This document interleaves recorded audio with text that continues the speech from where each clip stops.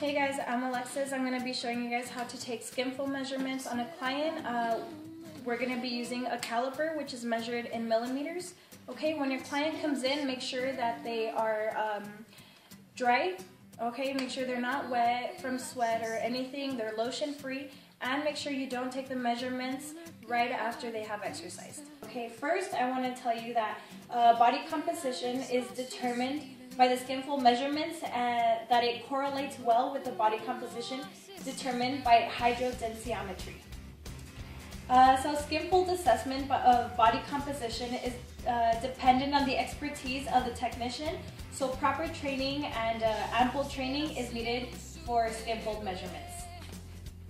The factors that can make the measurements go in error is poor training by the technician, or inexperienced evaluator, an extreme obesity, extreme lean, depending on the client, and also improperly calibrated caliper.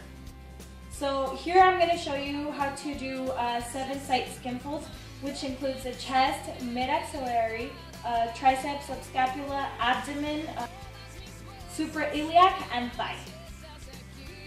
Here we have a client. We're going to measure 7 body parts. Okay, we're going to be measuring their chest, their mid-axillary, their suprailiac, their abdominal, and then we're going to do their subscapula and their thigh.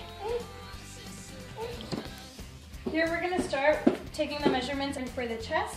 The measurement for the chest, you're going to want to make sure that for the men, you're going to measure it between the nipple and the mid-axillary, right in between. For women, you're going to want to measure it 1/3 of the way. Okay, you're going to measure this one diagonally. So you're going to want to grab it. Remember to hold it about 1 to 2 seconds and then let it go. Next, we're going to measure the mid-axillary.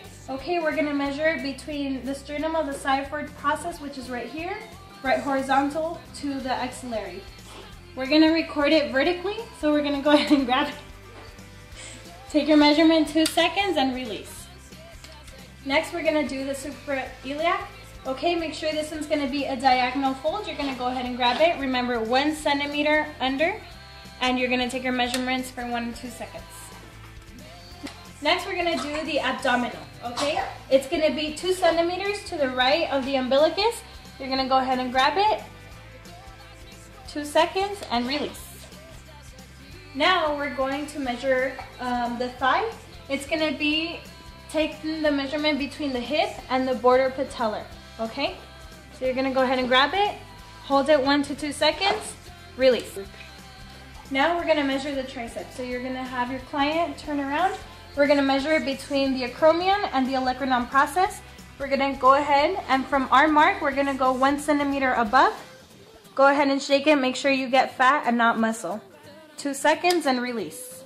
For the subscapula, you're going to want to have your client bring their arm back to make sure that you get the right angle of the subscapula.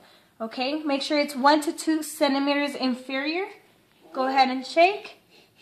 Take your measurement and release.